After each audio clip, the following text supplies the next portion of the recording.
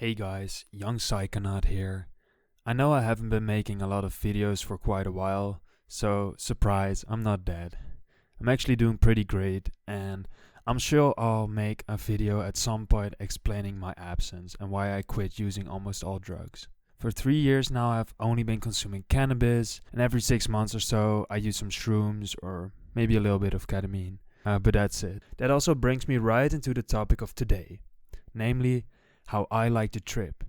This video will be about how I prefer to structure my shroom trips and some tips on how to achieve the best results for getting positive outcomes from the trip.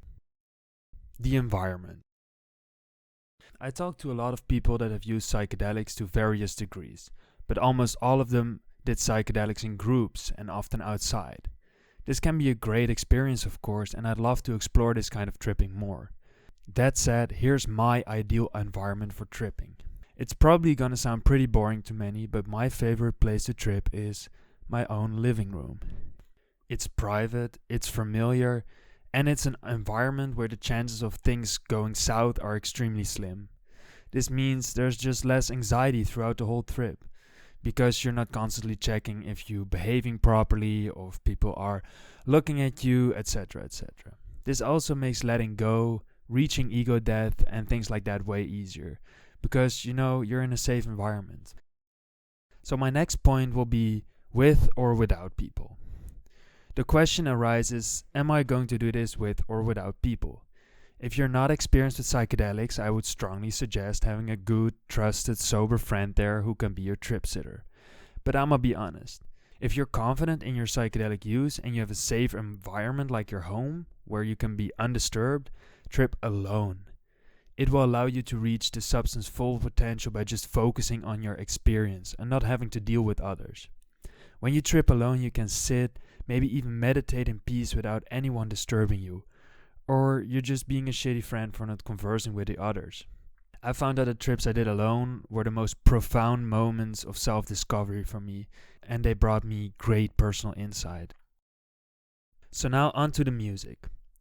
Okay, so the next step will be what I like to do in my living room. Basically, I like to just put on a playlist that I have purposefully curated so it suits the intensity of the trip at various moments. I really like older psychedelic music like Pink Floyd, Jimi Hendrix, and many others. I'll put some of them on screen right now or in the description. I like to start out with some reggae for the come up and then slowly move to more psychedelic music, putting my favorite songs at the 2 hour mark when the peak hits. The playlist often has duplicates in them because I like to hear the songs more than once. The playlist lasts for as long as the trip, which is usually about 3 to 4 hours for me. And then I lay on the couch and listen, sometimes with my eyes open, sometimes with my eyes closed, mixing the two as what feels appropriate in the moment. There have been studies where people got psychedelics. I'll link some of them in the description. Most of these sessions are done with eye shades, so the participants had to keep their eyes closed. This seems to have the most powerful introspective effect and therefore likely to give you the most benefit out of your trip. Okay, so now the food. I know not everybody feels hungry when they're on psychedelics, but I'm someone who loves tasting things on shrooms. So here are some tips for what to eat during the trip. I personally love lighter foods while tripping and avoid heavy things. For example, I found fruits and berries to be amazing on shrooms. And also some yogurt or milk is great. I also like kombucha, but this is not for everyone, as I have discovered. I would not eat too much junk food or highly processed foods or foods with a lot of sugar. They give you a short dopamine rush, but afterwards you often feel worse, which probably would not make your trip more positive. You can also put some fruits and some milk or some cream in the blender, make a fresh smoothie, which can also be used to wash down the shrooms. So now about combinations. I know a lot of people, including past me, like to smoke weed when I trip. I get it, you want the best visuals, etc. etc. But in recent years I stopped this habit and waited at least 4 to 5 hours after ingestion before I start consuming small amounts of cannabis. And oh boy have things changed. Back in the day I used to smoke heavily during trips, get so overwhelmed with emotions and memories and bodily sensations that I often found myself reaching for trip killers. Oh my god, bro. Oh, hell no, man. What the fuck, man? Get your ass on, bro. Now that I use psilocybin exclusively with no other substances, the game has changed dramatically. My heart rate is between 40 and 60, my thoughts flowing smoothly and calmly. It's almost like I'm meditating for 4 hours. At least that's how my body and mind feel. I mean, just try it sometime. If you find the experience too mild, you can slightly increase your dosage or take a very, very small amount of cannabis, for example. Now for the calm down, which starts for me after about 4 to 5 hours, which I like. I do like to consume some marijuana in the calm down, just a little bit. So I suggest to leave the 2-gram joints for later that evening, and for the calm down just take a few hits from the vape or something like that. You will see that the intensity of the trip is still potentiated by the THC, so you probably feel a lot.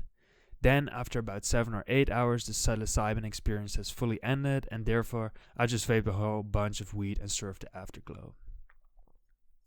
So now I want to talk about meditation. I've been on my meditation journey for almost 3 years, and I find meditation one of the best ways to leverage the neuroplasticity that you gain from doing psychedelics.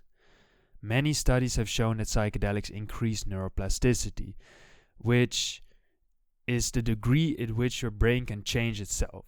It's about creating new neuronal connections, breaking old connections and altering the strength of others. This mechanism is attributed a lot of the positive effects of doing psychedelics, but there is a catch. Higher neuroplasticity means that your brain can just change more easily, but it does not mean per se that it has to be a positive or a negative change. It's just the capability to change. Therefore, if you do things like meditate during and after the trip, you push your neuroplasticity in the right direction, so to speak. Regularly meditating has also improved my tripping experience in general by making me more calm, less attached to my thoughts, and ready to accept things like ego death. So this was a very short video, but I hope I've given you a little glimpse into my optimal tripping experience. I hope you can use some of these tips for your own trips, and thank you for watching.